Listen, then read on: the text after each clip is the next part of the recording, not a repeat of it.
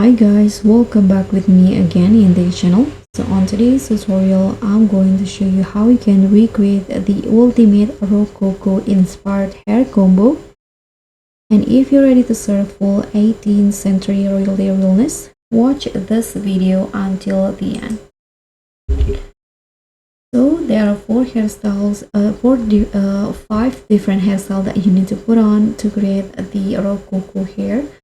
The first one here, you can go to the feminine hair category and then put on this hair, toggle it into no bangs, and choose the color that you preferred. So here I'm going to just go with this color and then put on this big hair and toggle it into only bangs and choose the number 3 for the bangs.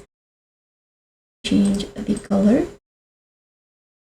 The third one, go to the updo hair category and put on this updo hair and toggle it into no bangs. Use the same color. Click on the curly hair category and now put on this hair. Use only the bangs. Change the color. And last one, still on the curly hair category, put on this hair. Use the same color. Now the Rococo hair look is done, and this is how it will look like.